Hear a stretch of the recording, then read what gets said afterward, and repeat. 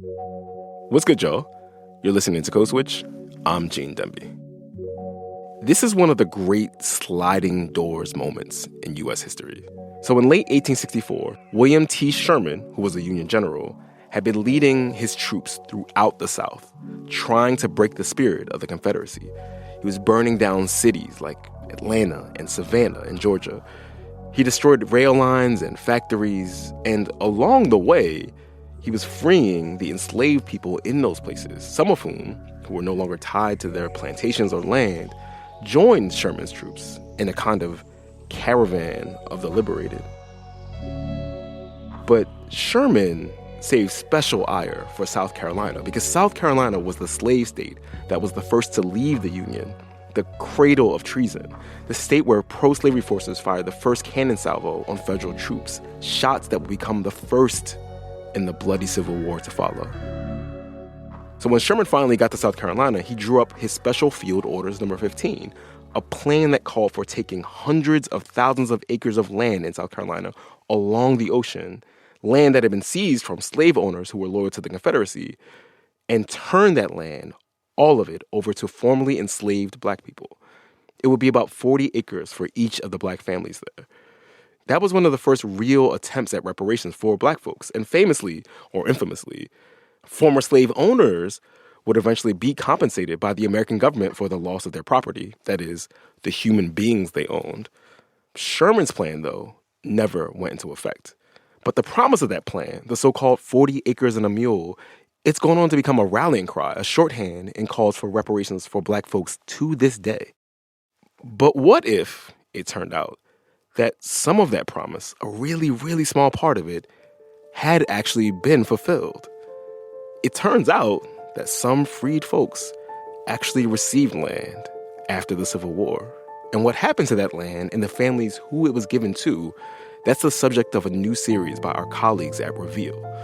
I'm gonna let Al Letson, the host of Reveal, take it from here. This is episode 1 of our new 3-part series, 40 Acres and a Lie. For more than 2 years, our partners at the Center for Public Integrity have been digging through thousands of records that were once buried in the National Archives. Lucy Crosby, Philip Young, Amos Jackson, John Major, James Byrd. Public integrity reporters Alexia Fernandez-Campbell, April Simpson, and their colleagues found proof that more than 1,200 formerly enslaved people were given land titles by the federal government. Samuel Miller, 40 acres on Edisto. Fergus Wilson, 40 acres on Sapelo Island. Primus Morrison, 40 acres on Edisto. And then had that land taken away. This betrayal of black Americans has fueled a racial wealth gap that continues today, more than 150 years later. There's a line from W.E.B. Du Bois that goes like this: "The slave went free, stood a brief moment in the sun, then moved back again towards slavery." This is the story of that brief moment in the sun. We start with public integrity reporter April Simpson and Reveal producer Nadia Hamdan in Edisto Island, South Carolina. The first thing you notice about Edisto are the trees. These giant live oaks draped in Spanish moss that form canopies over the old gravel roads. The second thing you notice is the water. This place is a labyrinth of rivers and tributaries, speckled with salt marshes and nestled right on the Atlantic Ocean. People say, sometimes, if you listen hard enough, you can hear a dolphin go by. This is the island where a man named Jim Hutchinson was enslaved and received his 40 acres. This is one of the oldest roads on Edisto Island. And this is Jim's great-great-great-grandson, Greg Estevez. He's showing us around. Look how the trees go over the... Like archways. Yeah, like archways. Greg is a big guy, over 6 feet tall, bald with a salt and pepper goatee. He retired from the Navy in 2004, and then he worked for some time as a correctional officer. Now he lives in Florida. He spends part of his time driving for Uber, and the rest of it, he spends writing history books. history books about Black life on Edisto. Greg can trace his roots through 7 generations on Edisto, all the way up to Jim Hutchinson's mother, Maria. As Greg drives, he points out house after house. Y'all see this house right here? That's MP's house. An aunt here, a cousin down the road. So now, would you say that on this street, this is majority Black families?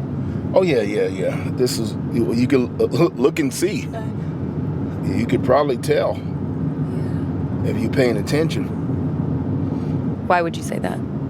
These houses, you can tell the people are not as wealthy. What Greg means is that on Edisto, nearly every Black household earns less than $40,000 a year, while close to half of white households earn 3 times as much. So the Edisto Island Black residents have been economically disadvantaged for many years. Today, just under 2,000 people live here, and the majority of them are white. But on the brink of the Civil War, Edisto's population was more than double what it is today, and only a few hundred were white. Many were the plantation owners. The rest were enslaved, people like Jim.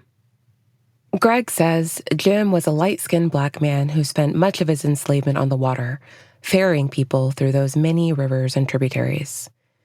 He's written a lot about Jim and feels a deep connection to his story. So do many others in the family. Now, Aunt Patty looks younger than I do, but don't be fooled. Especially Greg's Aunt Patty. My name is really Patricia Susan Lee St. Clair Edwards. And then I married a Bailey. Patty is 76 years old, but looks half her age. She's got shoulder-length hair that she wears in locks and an infectious energy. Patty was born in New York, but remembers visiting Edisto as a kid. I didn't like the outhouse. I didn't like things like that. But now when I think about the well, we had fresh cold water. My grandfather had a beautiful horse. He would ride sometimes. One time he put me on. My mother had a fit. Patty spent much of her life working as a secretary in the neonatal unit of a hospital, living in Harlem and the boogie down Bronx, as she calls it. She was happy there. But then, in 1997, she was diagnosed with multiple sclerosis. Over the next several years, the disease would attack her central nervous system and affect her ability to move. Her MS was so bad at one point, Patty had to start using a wheelchair. I don't have any money. I didn't. I just lived check to check because I was, on disability. When something like this happens, it can make you reflect on all the things you still want in life. So Patty made a vision board. She filled it with pictures, words, symbols of all those things. She still has it. Oh, this is the vision board. I wanted a dog. I wanted to get married, got married. What's this here? Can you all read it? Contact lens? Contact lens. Yeah, and I did experience contact lenses. Wow. And money. I wanted money. Money. And then here I said something about Edisto property. The Edisto property. It's where we're all standing right now. God came to me. That's how I really got down here. I was sleeping and I woke up about 4:30 in the morning because it was a voice in my ear and it was so crispy clear. And it said, if you want to get better, you would have to move. And I jumped up and it was like, oh my God, I gotta move. And so she did, because she could. The Edisto property is land that Jim Hutchinson once owned, land that has passed down from generation to generation, land that now belongs to Patty, his great-great-granddaughter. Patty built a home here in 2021. It has 4 bedrooms and sits high among the trees, a home where her body could heal and has healed. The land has become a place of peace. And it's also her generational wealth. My inheritance. This is why we wanted to start Jim's story here. Not at the beginning, but at the end. To show you what land can mean to someone like Patty. You can even hear it in the way she says, inheritance. Owning property has been the American dream far longer than that phrase has existed. It's part of this country's inception. Land was a means for realizing true independence, and this was the promise of 40 acres. But here's the thing. None of the land Patty lives on today is part of Jim's 40 acres, because the federal government took all that land back from him and tens of thousands of others. The land where Patty sits today, Jim spent a decade fighting for it. And he wasn't just fighting for himself, but for other freed people on the island. It wasn't until Patty moved to Edisto that she really started to understand that legacy. The other day, they were cleaning the road, and my neighbor had some friends with her picking up cans and whatnot. And she said to her friend, she said, "This is Patty. She's the Hutchisons. And the woman dropped everything. She came over to me and she said, "Oh, you're the Hutchison?" I said, "Jim Hutchison?" She said, "I've read everything." She said, "It's an honor to meet you." It was like, wow. How'd that make you feel? Made me feel real good. I felt good. I felt like part of the earth, like this goes back so long ago. This story goes back to January 1865. Military leaders were trying to figure out what should happen to freed people after the Civil War. And so they decided to do something that felt new. Ask Black people what they want. And the question is put to them. This is historian Dr. Allison Dorsey of Swarthmore College. What do you understand freedom to mean?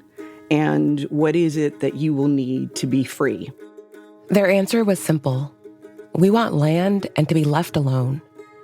And so the U.S. government issued Special Field Orders No. 15, otherwise known as 40 Acres and a Mule. The order set aside land from South Carolina to Upper Florida, including all of the Sea Islands along the South Carolina and Georgia coast. This is an area made of hundreds of plantations that would now be cut up and given to freed people. Some people even got land on the very plantation they spent their life enslaved. And it's something many white people at the time couldn't believe. Planters have this fantasy that enslaved people are dependent on them and would forever be dependent in the new life without slavery. But that's not the vision that Black people had, right? Black people had a vision that if I can get my toehold in this land, I can take care of myself. It was a chance at true independence, one that was fully sanctioned by the federal government. Because despite popular belief, this wasn't just some good faith handshake. Freed people were actually issued what are known as possessory land titles. In my literature, I refer to it as promissory titles, because to me, that literally is how the freedmen understood. The land titles came from the Freedmen's Bureau, a government agency set up to help 4 million enslaved transition into freedom. But, to be clear, this land wasn't just given. Black people would essentially rent the land from the government for 3 years. After that, they were expected to have built up enough wealth to buy the land outright. And they were just starting to build wealth. Black people began settling on acres and acres of land, planting crops, erecting homes, building a life of their own for the first time, with a government land title in hand. I don't think we can underestimate what it meant for freed people to think about this as the promise of the future. These land titles are why we're talking about this history again now. My colleagues and I at the Center for Public Integrity have spent 2 years reviewing more than 1 million Freedmen's Bureau records. And so far, we've been able to independently confirm that more than 1,200 formerly enslaved people received one of these possessory land titles. It's the most detailed accounting to date of how many Black Americans received land. And when you can actually look at a title, read a person's name, and see what they got, you begin to understand just how real 40 acres was. You can see the water. Mm-hmm. and stuff going all the way. So would this have been the property? Yeah. This right here? Mm-hmm. Back in Edisto, Greg is parked along a waterfront known today as Eddingsville Beach Road. But back in 1865, this was known as Bayview Plantation. And it's here that Jim Hutchinson got his 40 acres. Him and 7 other freedmen. There's a bend in the road. Houses sit along a winding waterway surrounded by marshland. Reeds poke out of the water. It's a peaceful spot. Who lives on this road now? It was a lot of black folks. Who lives here now? A lot of white folks. The road is dotted with large homes, each nearing $1 million in value. That's because this is considered one of the most desirable spots on Edisto Island. And for a brief moment, at least part of it was Jim's.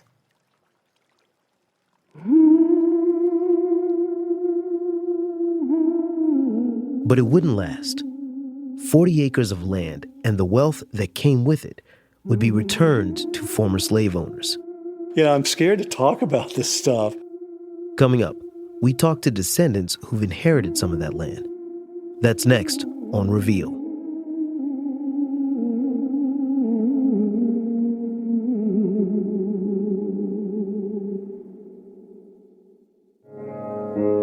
From the Center for Investigative Reporting and PRX, this is Reveal.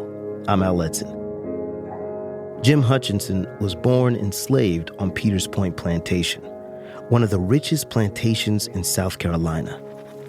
It was owned by the Michael family. I very pretentiously call this a pine plantation.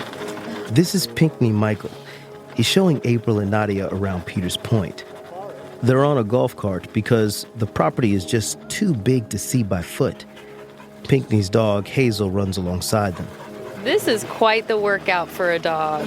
This is the best. I do this twice a day with her, and she, if she doesn't get it, she's like, she gets crazy at night.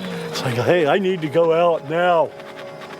Pinckney is 73 years old with a mop of gray hair and a scruffy white beard. His sleeves are rolled up and his collar is unbuttoned. You know, I was an actor once upon a time, and I went to New York to pursue that. That didn't work out. He became a contractor instead. And now he's retired here on Peters Point because he's always had this land to come back to. Pinckney inherited the property from his great-great-grandfather, Isaac Jenkins Michael. He's the last man who owned Peters Point back when it was a 2,200-acre cotton plantation. The property sits on a small peninsula with stunning views of slow-flowing rivers and marshes. Peters Point has shrunk over the years. Today, Pinckney's slice is about 180 acres, overgrown with hundreds of trees and thick brush. So what is it like to keep up with the land right now? It never ends, and I had no idea it was going to cost so much and be so difficult to do. I have 2 actual farm tractors and then just a lawn tractor, and I can't keep up. When Pinckney says this, I can't help but think about the enslaved people who worked this land, who were forced to do the back-breaking labor required to keep this place running. See, this is one of the original drainage ditches from the plantation fields. And again, that must have been a horrible job. You know, they didn't have tractors and stuff. You know, they had carts and shovels and bags and wheelbarrows, and they laid down wooden pathways. Obscene amount of work. Oh, it was. In 1860, Isaac Jenkins Michael owned around 300 enslaved people here. This free labor fueled Edisto's multi-million-dollar cotton industry, making plantation owners, as one newspaper put it, quote, unbelievably wealthy. And Isaac Jenkins Michael was near the top of that list. So we wanted to meet the new generation of Michaels and have a hard conversation. April and Nadia pick it up from here. Yeah, I'm scared to talk about this stuff. Pinckney knows how this looks. I'm clearly a white guy who's benefited tremendously by privilege and the Civil War and everything else. At the same time, I'm doing the best I can. But it's still, it's a scary conversation to have. And still, he agreed to have it. Pinckney calls himself a cranky liberal. And as much as he loved his life in New York, Edisto has always been a part of him. Try and think of a more Southern name than Pinckney. And not just Pinckney, but Pinckney Michael. It's a well-known name in Edisto. My brother is actually Isaac Jenkins Michael. Yes, his brother is named after the original Isaac Jenkins Michael. So is his father, and so is his great-grandfather. To make it a little less confusing, people call him Jenks. Thank you so much for taking the time to do this. And he also agreed to talk to us. Glad to do it, I think. Jenks is 82 years old. He sold life insurance for 50 years. And he's kind of the opposite of his cranky liberal brother. He's conservative, clean-shaven with a trimmed mustache. His button-down shirt looks freshly pressed. Jenks also lives on Peters Point, on his own 70 acres, in a house that was originally built in the 1800s, so it's quite the fixer-upper. It is what it is. You know, you can only put so much perfume on the pig, and we keep on trying. But anyhow. Jenks is really into keeping things as is. He's a founder and board member of the Edisto Island Open Land Trust, which works to preserve the island from overdevelopment. And that's because Jenks really does love this place. Only word I can say is heaven must be close. Today, Pinckney and Jenks's land is worth over $5 million. And the roots of that wealth started long before the Civil War. Peters Point was one of the world's largest producers of Sea Island cotton, making Isaac Jenkins Michael a very wealthy man. He was able to leave an entire plantation to several of his sons and a significant amount of money to several of his daughters. He was a horny old man who had 4 wives and 14 white children, not to mention the others. The others, like Jim Hutchinson. The Hutchinson was, one of his whatever. Jim was Isaac Jenkins Michael's son. Jim's mother was an enslaved woman named Maria. And while both Pinckney and Jenks struggle to say it, their cousin Carol Belser doesn't mince words. You know, my great-grandfather was not a nice person. He obviously was a rapist. And it's taken me a long time to come to that realization itself. Because you don't like to think of your ancestors as having dirty laundry. And he did. Carol is a biologist who lives down the road. It was just a real nasty time in our lives. Not a pretty part of life. She lives on one of the plantations Isaac Jenkins Michael left to one of his sons. It's known as Sunnyside, and it's beautiful. You feel like you're stepping back in time. Part of the movie The Notebook was actually filmed there. Carol said she spent most of her life having no idea that she was related to the Hutchinsons. It wasn't until around 2004 that it all started to become more clear, and that was partly thanks to a phone call from Greg Estevez. And she says once she knew, she invited Greg and some of his family over for a visit. We were over at the big house, and we just were sitting over there chit-chatting, and it was just wonderful. We had a great time, and from then on, it was like the doors opened up, and I realized I'm related to everybody on Edisto. Everybody! It's true that Edisto is full of families whose histories are intertwined by slavery. And while Carol and Greg's families get along fine now, it was very different in 1865. Jim actually helped Union soldiers capture Carol's great-grandfather during the war. It was really a world turned upside down. This is Kate Macer, professor of history at Northwestern University. And she says, as slaveholders fled during the war, Edisto essentially became a black island. And the formerly enslaved really believed it is their turn to have land. It's their turn to have an opportunity to be there. They were loyal to the United States government, unlike the enslavers. And the U.S. government was giving them a right to that land. Jim was one of more than 350 formerly enslaved people on Edisto to get a land title from the Freedmen's Bureau. And that number was only expected to grow. I mean, it was offensive and an affront to many of the former slave owners. So obviously, most of the planters wanted their land back, and so they protested vehemently. Their petitions started rolling in. In one letter to the president, 98 Sea Island planters, including Isaac Jenkins Michael, described 40 acres as cruelly unjust and demanded that the government remove this delusion and restore the land to its rightful owners. It's really an amazing example of white elite victimization, right? That here they are, poor them. They are so inconvenienced by this. And of course, they are not acknowledging the former slaves worked for generations on the land without pay, that anything might be due to them or why they might be entitled to live on their own and have a share of the wealth here. Isaac Jenkins Michael was not only against 40 acres. In Edisto, he started the trend of burning his cotton so that the enemy couldn't benefit from it. And like many Southern planters, he argued to the Freedmen's Bureau that the land was still legally his because he was told to evacuate. Or as Pinckney says it, we left, but we didn't abandon it, and we've been paying taxes to the Confederacy.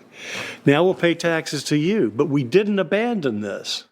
Pinckney is speaking to an argument many made at the time, that the government could only seize abandoned land.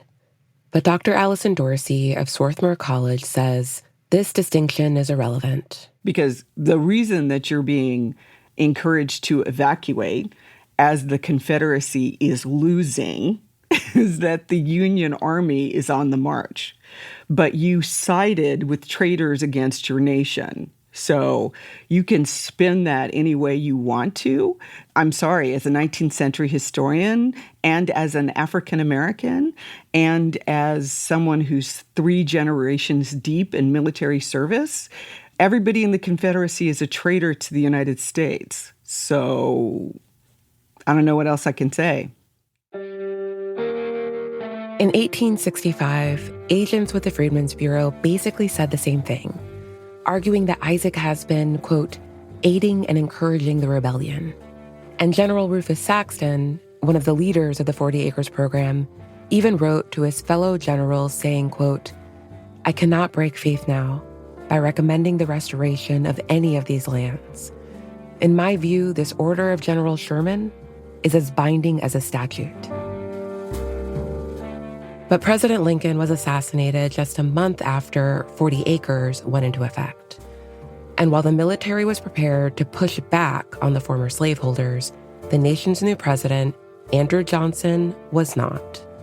All you had to do is sign an oath of allegiance acknowledging that you were now going to be loyal to the United States and present to him personally, and you got your status back.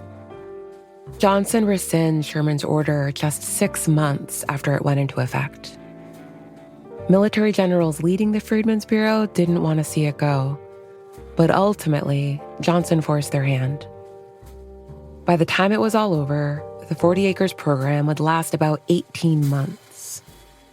In that time, around 40,000 freed people had settled on hundreds of thousands of acres across Georgia and South Carolina. Not all of them had land titles, but many believed it was only a matter of time. Instead, the land would be returned to former slaveholders. And Allison says it's hard to overstate just how devastating this was for freed people.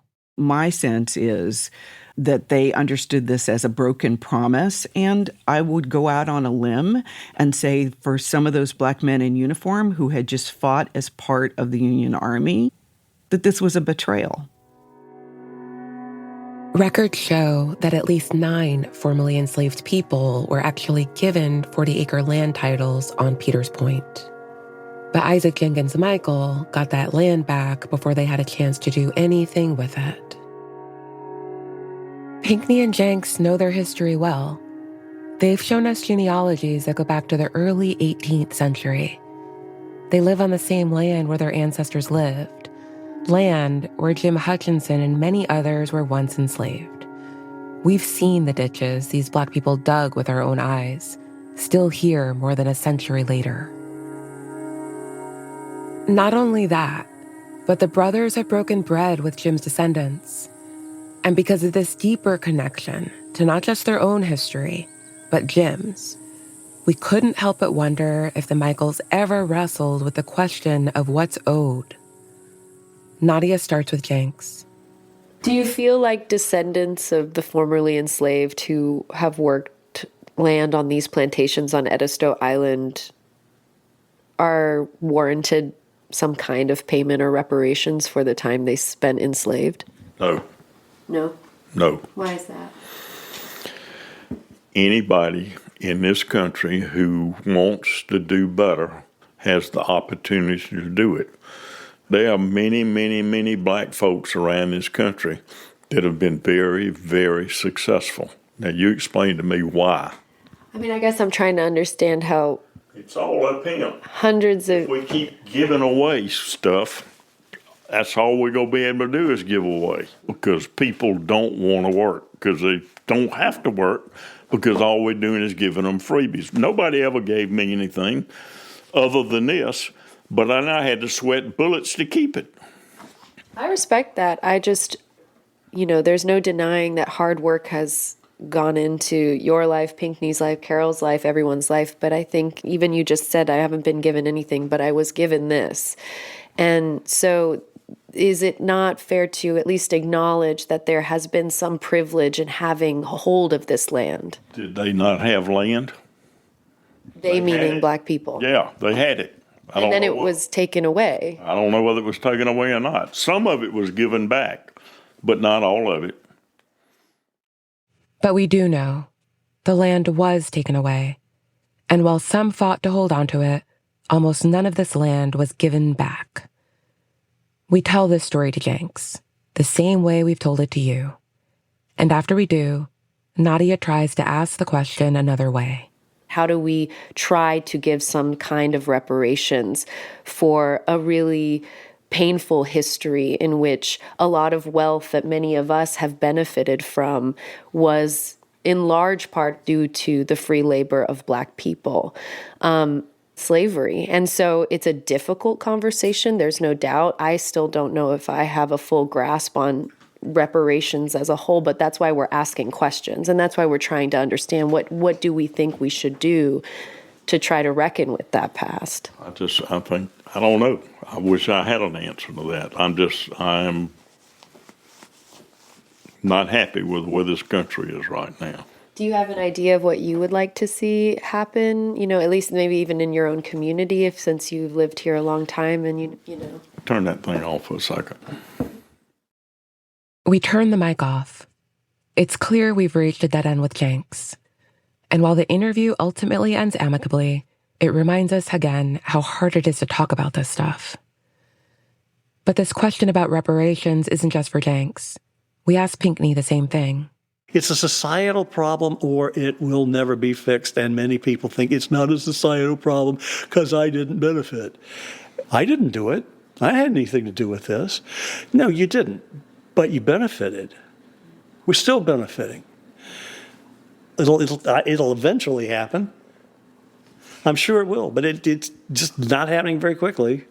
And why do you think that is that, something that I've always tried to grapple with is this understanding that, everyone agrees when you talk to people, no matter where they are on the political spectrum, slavery was abhorrent, we should have never done it. But then when it comes time to talk about how to fix the problem, we're so resistant to that conversation. Would you stop that for a minute? Yeah? You want me to? We shut the mic off again. This time we get an answer, but Pinckney doesn't want it on the record. It's a little surprising because he's been so candid. Is the hesitation just wanting to keep peace since this is your home? No, because I've stirred up enough arguments. I don't keep the peace very well, but I don't know what would be gained by it. It wouldn't change anybody, and it would make things uncomfortable. And God knows I make plenty of people uncomfortable already. You know, I'm a Democrat in South Carolina, and a liberal one at that. That makes people plenty uncomfortable. But it's sort of like poking a beehive. I'll do it in a lot of ways, but this is something I can't make it better. I can't hardly get heard. I just get tuned out. So I don't go there. But for Jim Hutchison's descendants, not going there isn't an option. These are our ancestors. These are our people, you know. So this is deeply personal. Next up, how the story ends for Jim and what it means to his family. That's ahead on Reveal.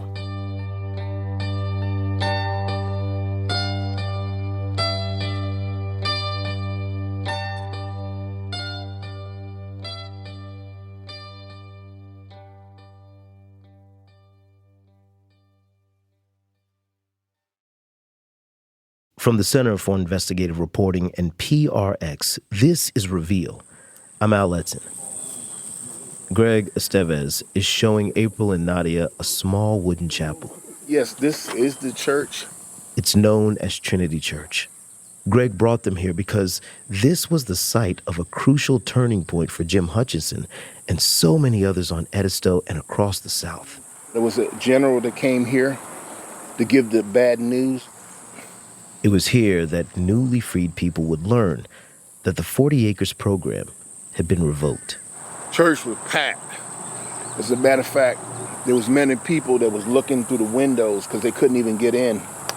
And he came, and that's when he told them that the land grants that they had gotten was no good.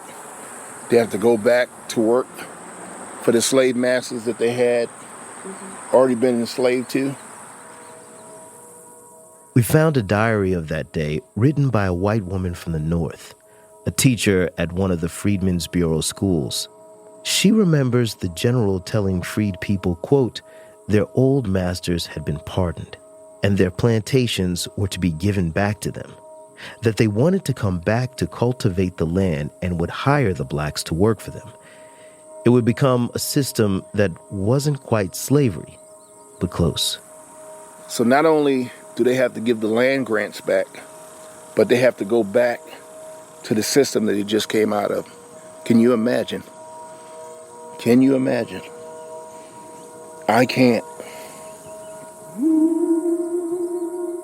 The woman's diary says freed people truly didn't understand at first. But as they started to understand, the room filled with, quote, murmurs of dissatisfaction. She remembers the general standing with two of the island's largest plantation owners, asking freed people to lay aside their bitter feelings and become reconciled with their old masters. She heard people in the crowd say, no, never, can't do it. Nobody knows the trouble I've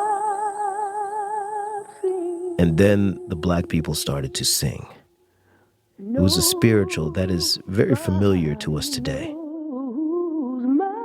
I'm going to ask you to listen to this song within the context of history. This is 1865. The people in that church were enslaved just a few years earlier. And this is a song they and their ancestors before them would sing to help their spirits survive the brutality of slavery. And now they were turning to it again.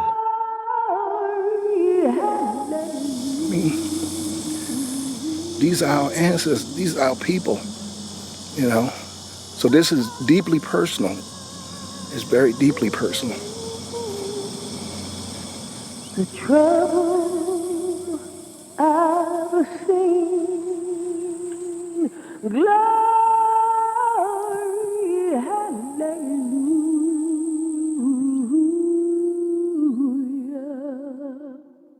Many freed people had already put their crops in the ground. They'd built homes. They were establishing their own self-governing communities. They had felt true independence, only to have it taken back. Jim Hutchison was one of them. He had felt freedom, however brief, and he wasn't going back.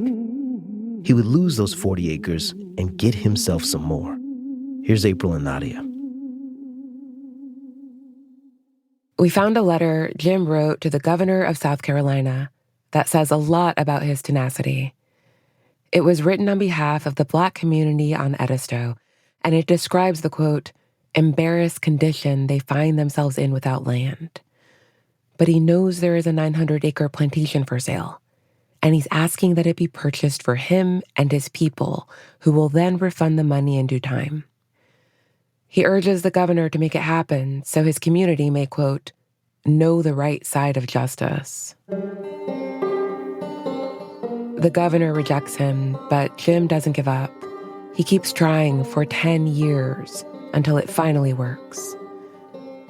By 1876, Jim and 20 other freedmen were able to get nearly 700 acres of land.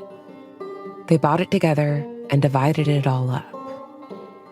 Jim's piece was about 230 acres. And if you're trying to do the math, that's 4 times more than 40 and then some. This was the start of the Hutchinsons' generational wealth. Some lots were sold off over the years. Others were never willed to anyone and are sitting in a sort of legal limbo known as heirs property. But it's not all gone.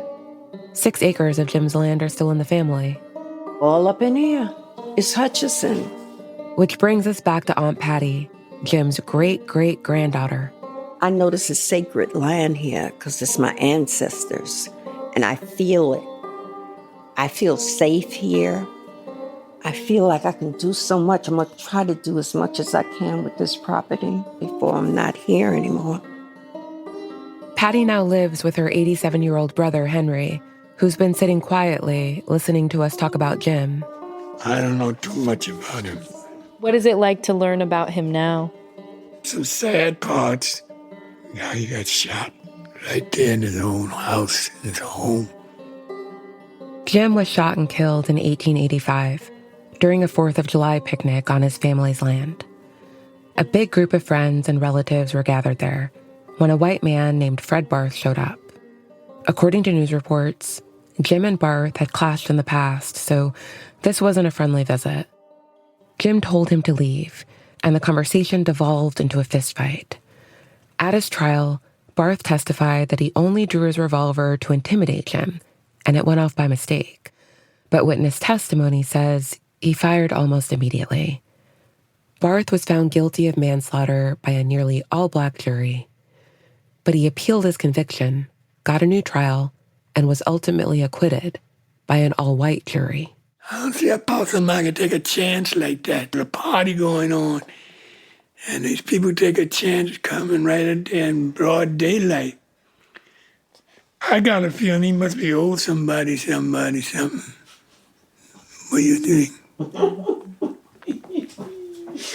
don't think it was about money. I think it was about that Jim stood so firm on what he believed in. And it was like back there with slavery and everything. It was just getting over it. It was about how dare you think you can do this? How dare you, walk around all proudly, So I think it was about that. By all accounts, Jim was a proud man. He even became known as one of the Black Kings of Edisto, because he didn't just get land for himself. He got it for his community. But despite his crown, Jim's 230 acres were nothing compared to the wealth of his white father. According to an 1880 census, Isaac Jenkins Michael's land was worth well over 100 times the value of Jim's. And 160 years later, the needle has only moved so much. In 2022, for every $100 white Americans had, Black people had 15. And experts say that's because today's wealth is built on yesterday's, and yesterday's wealth is built, in large part, on slavery. Despite everything Jim gained, this is still a story of loss. He was enslaved for most of his life. The promise of 40 acres turned out to be a lie. Then he was killed on the very land he fought for years to get. And the wealth gap that started in Jim's lifetime still exists in Greg's. And I'm just wondering, do descendants of Jim Hutchinson like you, should they get reparations? Should you get reparations? What do you think about that? So if you look at the totality, the Middle Passage, free labor, Jim Crow, civil rights, yes, I think there should be some type of reparations. What that is, I can't tell you. I'm not smart enough to know how to fix it. I don't know how to fix it. Even today, a lot of people don't even want to acknowledge. And if they do acknowledge it, they downplay it. Correct me if I'm wrong. Yes. I think we've experienced some of that just in our conversations with some folks here. Our impression is it's hard for people to look at it straight, and it makes them feel bad. So they'd rather not. You can turn it off. Oh, yeah? Okay. Greg asks us to turn off the mic because he starts to cry. He says he's had conversations where people downplay the impacts of slavery over and over again. And talking about that now with us, it all catches up to him. But there's something else about this moment. It's the third time we've been asked to turn off the mic during our reporting, and that's telling. Because if it's still this hard to talk about, it means there's still so much more to say. The Smithsonian's African American History Museum in Washington, D.C. was built only in the last decade. The slave cabin on display there is from Edisto. Greg and his family helped get it there. And if you were to read one of the museum panels around it, you'll notice a now familiar name, Jim Hutchinson. Aunt Patty remembers visiting the museum, seeing that plaque, and reading Jim's story there for the first time. I started crying. I said, that's my great-grandfather. That's my great-grandfather. I had to tell somebody. I cried and I had to tell somebody. I said, this is my grandfather. I didn't know who the people were. I just wanted somebody to know that's my great-great-grandfather. I am so, so proud. I am. I always thought it was something special about us.